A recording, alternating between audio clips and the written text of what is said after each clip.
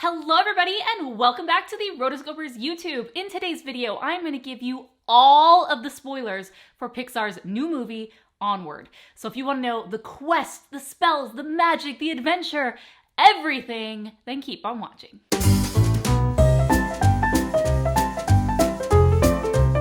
Alright, so before we get into the spoilers, let's just make this really extra obvious.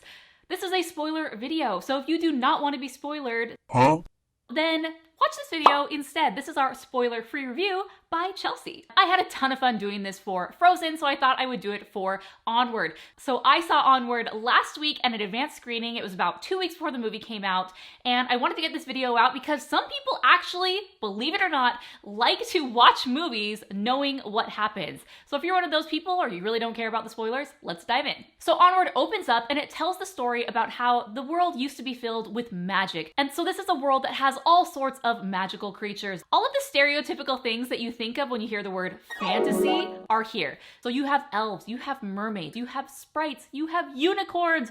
All of those amazing things are here. So magic used to be an integral and huge part of this world. However, what happened was people discovered technology. The light bulb was invented and they realized that, hey, flipping on a light switch is so much easier than having to put forth the effort to do magic, because magic requires skill, it requires a lot of patience, it's very, very hard to master. Not everyone can master magic, but everyone can flip on a light switch. So fast forward in time, and we are now in the modern, non-magical world where magic has essentially been forgotten. And we are in the city of New Mushroomton, and it has all the advances of modern technology like the aforementioned light bulb. People drive cars, they have TVs, there are light poles, there are electric lines all over the city because they haven't grounded those yet, and so it's definitely an eyesore.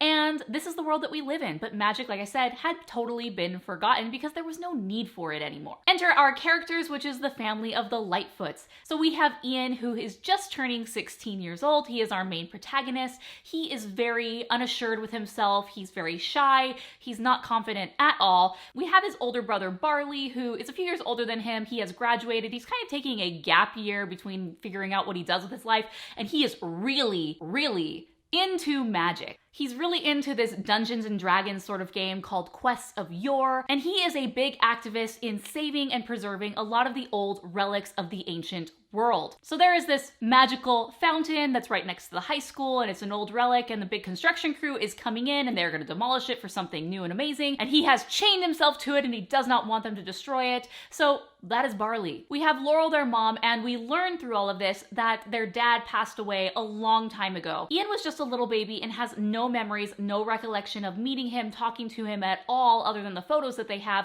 and Barley, being so little, only has 3 memories of his dad. So since it's Ian's 16th birthday, he now is big enough to fit into one of his dad's old sweaters. He's really excited about that, and when he's talking to his brother, the brother accidentally rips the sweater, and he really gets upset about that because it's the only thing that he really has of his dad. And Ian really is this tender character who just really misses his dad because he's never met his dad. He's really obsessed with his dad. He just really wants to know what he doesn't know, and unfortunately he was never given that privilege. So on his 16th birthday, he decides that he's going to change, and he makes a list on how he is going to be different and be a little bit more like his dad. So one of these is he's going to learn how to drive, he's going to be essentially more assertive, and so his goal is to get these things done. His mom asks him if he's excited for his party, and his friends are going to come over. It turns out he doesn't actually have any friends, and so his goal today is to go to school and invite some friends to come to this party. She also tells Ian that their dad left something really special for them when Ian turned 16, and later tonight they'll be able to open it. So we go to school and we get to kind of see a little bit more about Ian's personality. People just step all over him, literally. And then he gets up the courage to invite some friends over for his birthday party, and they're all into it and they're excited. And then his brother rolls up in his van, which this van is, I think, pretty freaking awesome, but I guess we're supposed to think that it's super lame. He has this van called Guinevere, and it has a giant unicorn painted all on it. Yes, Get me one of those, please. As soon as Barley rolls up, Ian gets really embarrassed and says, okay, never mind. There's no party. There's actually no party. I'm sorry. I don't know what I was talking about. There's no party. And he goes with Ian. So they get home and the mom is there and they decide that they're going to open up this present. So she goes into the attic. She pulls out this thing wrapped in cloth and they unwrap it. And it turns out that it is a wizard staff. And Barley, being obsessed with magic, is so into it. He picks it up and it turns out there's a paper that says that the dad was actually studying magic and he was really into magic. And the dad actually created a visitation spell that would basically resurrect the dad for 24 hours only. Ian is so excited about this. Everyone's excited about this. Are you kidding me? Who wouldn't want this chance? Now, in order to make the spell work, you need a magical object. In this case, it is a phoenix gem, which supposedly are very, very rare. So they're not quite sure how the dad got a hold of one, but he did, which keeps the storyline moving along. And Barley, being the magician in training, or wannabe, he thinks he is, he casts the spell. Now, he tries to cast the spell, but nothing happens. So they try and try and try, and they eventually give up. The mom goes to get the cake, and then later that night, Ian decides that he wants to try his hand at it, and he actually gets the spell to work. Turns out he actually has magic within him, and so they start using the spell, but unfortunately the phoenix gem just explodes in front of them, and so the spell is only partially complete. So the dad appears. Now, since the dad doesn't have a face or eyes or ears or mouth or nose or any of the majority of the senses that you need to communicate, he doesn't really know where he is, so he's kind of walking around. But one of the things that Barley remembers is that he would play a tapping game with his dad and he would tap on his foot. So he taps on the dad's foot and the dad taps back, and so the dad is able to understand, hey, I'm here with my boys. Now, the boys really want to see their dad, but unfortunately the time is ticking. They basically have until the sunset the next day, which more or less is 24 hours, before the dad will go away. So they need to cast the spell one more time, but to do so they need another phoenix gem, which, like we said, is super duper rare, and they're not really sure where to get one. But never fear, Barley, being the magic enthusiast that he is, he pulls out his Quests of Your game, essentially, like I said, a Dungeons and Dragons type of game. He flips through and he pulls out the card, the Manticore's Tavern. He says, all great quests start here at the Manticore's Tavern, and off they go. Now, it turns out this game really had been based on elements of real life, you know, life of a yonder year. So as they are driving to the Manticore's Tavern, Ian is really excited to meet his dad, so he starts coming up with a list of things that he wants to do with him. He wants to go for a walk, he wants to play catch. All of these memories that a lot of people have with their dads, he does not. And so he's writing them down as he goes. So this whole time we're expecting it to be this super scary, it's in the middle of nowhere, it's in the woods, and we get there and they walk in and hey, it's a family fun restaurant establishment. It's kind of like a Chuck E. Cheese. It has definitely been modernized and the Manticore has been tamed big time. She is just the head waitress. She's the owner. They go up to her and they say, hey, we need the map to the Phoenix Gem. And the map, actually, the original map, is actually on the wall as a relic. And she says, oh, no. I cannot give that to anyone. There have been too many lawsuits. It's too risky. It's too dangerous. I'm not in that business anymore. I don't want them to take away my restaurant. But if you want, it's on the child's menu. I basically recreated that map and I put it on the child's menu. So they give her one of those. But the boys are not happy because they want the real map. The child's menu will not do, and she flat out refuses. And during this time, you really see how non-adventurous the Manticore's life has become. You know, there's a bachelorette party who wants to do karaoke, but the karaoke machine is broken. She has employees walking in late. There's fries that are getting cold that need to be sent to different tables. You know, she is just trying to run a business. And during all of this, Ian sort of mentions like, well, you're not really as ferocious or amazing as you're supposed to be. Like, you've really tamed yourself. And that throws her into a huge fury because she realizes, oh my gosh, she's right. I am not what I am supposed to be. So she goes into a rage. The place catches on fire. She sends everyone out. And in the process, she actually burns the real map. And the boys are like, well, that's great. So the boys are trying to escape to get the heck out of there, but before they do, the dad is kind of stuck and he's on his way and there's a big falling flaming beam that's coming down, and Ian, who'd been trying to use magic in the car at this point, he was trying to learn like the basic principles of magic, but failing miserably, he actually is able to levitate the beam so the dad can escape, and that is his first or second real use of magic. So they get back in the van and they go away. So when they're back in the van, they actually did grab one of those children's menus, and one of the kids actually completed completed it for him, and it was the secret word, and it says Raven's Point. So they say, hey, we didn't actually need the real map because this is where we need to go next. So the boys and the dad start driving. They get on the expressway to go to Raven's Point, which, looking on their map, which is a map of actual Mushroomton, they discovered that it's actually a mountain and the expressway will take you there. That is Ian's idea. But Barley, being the magic expert, says, heck no, it's never the most obvious clear way. Let's take the path of peril instead. And Ian's like, no, clock's a-ticking. We gotta go. We only have, at this point, like 20 hours left with Dad, and he does not want to waste time because he is so desperate to meet his dad. And so Barley says, okay, fine. And they head on their way to the expressway. Now, let's go back to the mom at this time. You know, she came back with a birthday cake. The boys were gone. She went upstairs. The room was a total disaster. And she sees on the ground a card that says the Manticore's Tavern. So she heads over there to go find her boys because it's getting late. Now, when she arrives, she sees police cars everywhere. The place is on fire and she is freaking out. The police won't let her go, but she pushes forward anyway, and she's trying to figure out what happened. She meets the Manticore, who is still this complete rage. And as Laurel is talking to the Manticore, finding out what happened, the Manticore realizes that she has forgotten one of the most crucial parts of the quest, which is the curse.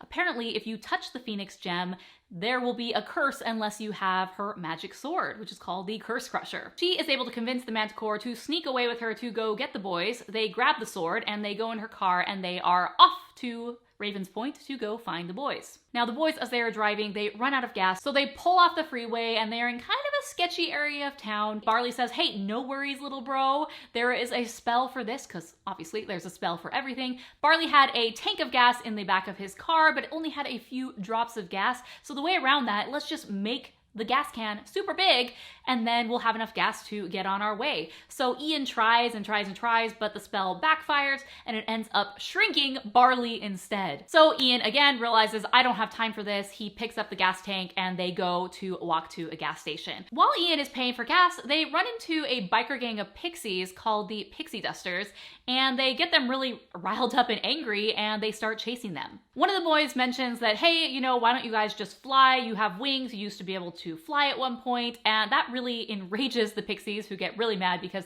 they've never heard the idea that wings can be used to fly, and so they start chasing the boys. The boys run back to the van, they get on the freeway, the boys swerve over all the different lanes of traffic, and they're able to get away from the pixies. But what we see at the very end of that is one of the pixies is able to figure out how to fly. So there's that. So looks like they did have it in them after all. So because of all the commotion they were creating on the expressway, the police pull them over. Unfortunately, Ian was the one who was driving and he doesn't have his license yet.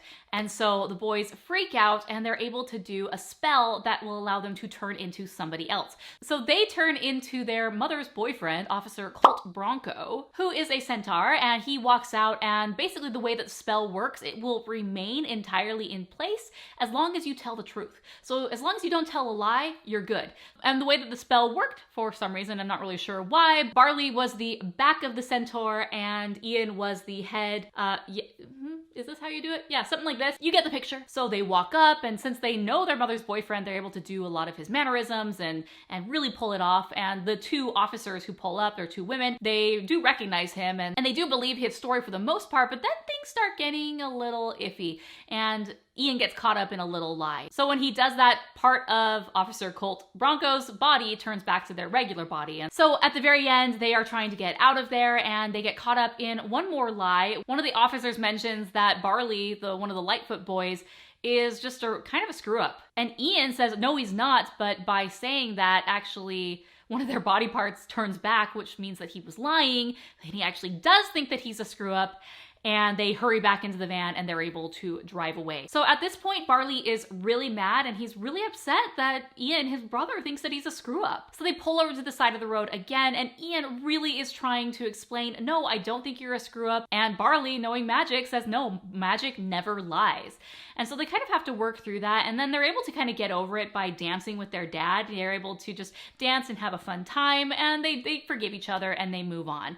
And the thing that Barley really wanted is says, you know, I want to be a part of this, but you're never giving me the chance. Like, I'm a screw up because you're not letting me be involved. So like, why don't we do my idea for once? So they decide that yes, we're going to listen to Barley's plan and we're going to take the path of peril instead of the expressway straight to Raven's Point. So they go down the path of peril and then they pull up to a big big cavern. There is a drawbridge on the other side, but you have to get to the other side to drop the drawbridge down. And Barley tells Ian that there is a spell where you can do a trust bridge, where you can walk across on an invisible bridge. And Ian is really scared, and so they tie a rope to him, and he does it. And the first time he falls, but the second time he really believes in himself, and he's able to cross the bridge. But midway through, the rope actually falls off. Ian is getting more and more encouraged and confident with himself at this, and so he's kind of like running and skipping over it. And Barley, knowing that the rope is no longer connected, is freaking out. But luckily, Ian is able to get all the way across, and he's able to put the drawbridge down, but he is still mad at his brother for not telling him that the rope got disconnected. Personally, I wouldn't have told him either. When they're there, they look up and they see that there is a giant raven statue and realize that no, it wasn't the mountain, it actually was the raven. And if you look, their beaks are pointing way in the distance to another raven statue. But before they're able to go, the police are on their tail, including their mother's boyfriend, Officer Colt Bronco. And he says, "I'm taking you boys home." And Ian, being the docile one, gets in the car and agrees, but then they actually drive away to the raven statue. Now the police are totally on their trail, and they have a fleet of police chasing them, and they hurry and they keep going to all of these different statues. Then they're kind of on this mountain, and there's a whole bunch of boulders. And so the brother tells him, hey, there's this amazing spell that you can do called Arcane Lightning, and if you just do it, it will make all the boulders fall down and it will stop the police. Ian tries his best, but he can't get it to work, and so Barley actually sacrifices his van and puts a rock on the accelerator, and off it goes, and it flies in the air. It crashes, and all the rocks tumble, and the police are stopped for a while. So the boys are able to run off and to continue on their journey. They continue to find all the different raven statues when they get to the final raven statue, where a raven is pointing directly down. They look down, and there's nothing really there. There's kind of a little talisman that they pull up, and it's kind of a mirrored surface, and so they kind of keep the little talisman, but it's not necessarily doing anything. But then it turns out the mirror is pointing where they actually need to go, and by doing that, it takes them into a dark cave. At the bottom of the dark cave, there is a river of water. They need a transportation device, and so what they end up doing is they take one of Barley's cheese puffs and they gargantuate it. Is that? They engorge it to make a giant puffy raft. Personally, I'm not really sure how this would have worked too well, because it would have gotten soggy really fast and they would have drowned. While they're riding the boat, the boys are having a conversation, and Barley actually admits that he has a fourth memory of his dad, and it's when his dad was dying in his last hours. He was able to go into the hospital room to say goodbye to his dad, but he got really scared, so he never did. And that's always been a huge regret, that he never got to say goodbye to his dad. The boat leads them to a dead end. It's basically a silo, and the water starts rising. There is an opening at the top, but the problem is you have to stand on the bottom to get it to open, and as soon as you get off the lever at the very bottom, it closes. And so they're able to use the legs of the dad to push him, have him stay there. And right before they're about to drown, it works. They go up, the dad flies back up to the top, or swims, basically, flutter kicks all the way up to the top, and they're able to get through the little hole. Once they climb out, they see stairways that go up, and they climb all the way up, and lo and behold, they're right back in the center of New Mushroomton, right by the high school. So Ian is actually really mad that he actually listened to Barley, and he storms off with the dad because they basically wasted their entire day with their dad doing nothing. Ian goes with his dad basically to watch the rest of the sunset. They're kind of on a cliff that overlooks the ocean. And in this moment, Ian actually realizes that he doesn't need to do all of these things with his dad, because he spent so much time with Barley. He's been able to do those things with Barley. He was able to play catch with Barley. He was able to learn how to drive with Barley. He was able to do all these amazing things with Barley, and he realizes that he has this amazing relationship with his brother that is really the relationship that is worth it. Barley is sitting there, and they're actually in front of this old relic, this old water fountain that he was trying to save earlier, and he looks up and he sees the shape of that little relic that they were able to take earlier from the very last Raven's Point.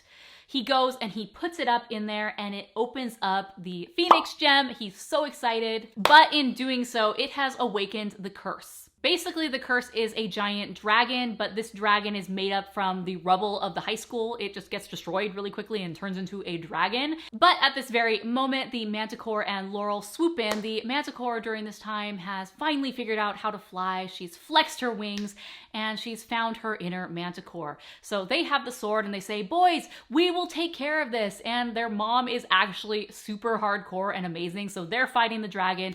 Barley takes the Phoenix gem to Ian, and they're able to cast the spell to bring the dad back. but the mom and the Manticore need a little help. So Ian actually sacrifices his time with the dad. He doesn't even get to see the dad at all at this point. So he runs back to help the mom and the Manticore. He uses a magic spell with arcane lightning to take the sword deep into the center of the dragon to destroy it completely. And there's a whole bunch of rubble that comes down. And at this very moment, it's just the final hour of the sunset. And so he is climbing up the rubble. He finds a little teeny hole and he's able to see Barley and his dad embracing in a hug. And with that, the sun has set completely and the dad disappears. And that is their adventure. Ian goes back up to Barley and they're able to talk a little bit more, say, hey, what did you talk about? They really only had a few minutes to have a conversation. Barley was able to say that he was sorry he didn't get to say goodbye, and they talk a little bit more and he's like, yeah, he talked about you and how proud he is of you, and he also wanted me to give you this. And Barley gives Ian a big hug. So the film ends and the boys are even closer, and Ian has surprised Barley with a brand new paint job on his new van, Guinevere II, and they decide that they're gonna go on another quest, because now that magic has basically been reinvigorated and re-enlightened, they decide that they're going to go on a quest. So they hop in the van begins to fly, and off they go. There is no end credit scene. The movie just ends with the two brothers going on another quest together. Now, again, this is not my review of Onward. If you want to hear my spoiler review of all of those things, be sure to check out my next video right here. But let me know what you guys think of Onward. Did you like this plot? Was this what you expected? If you've seen the movie, what were your favorite parts of Onward? So I hope you enjoyed these Onward spoilers. Be sure to like this video if you want more videos like this, and be sure to subscribe for more fun Disney, Pixar, and animation videos. And with that, our quest is complete. I'll see you next time.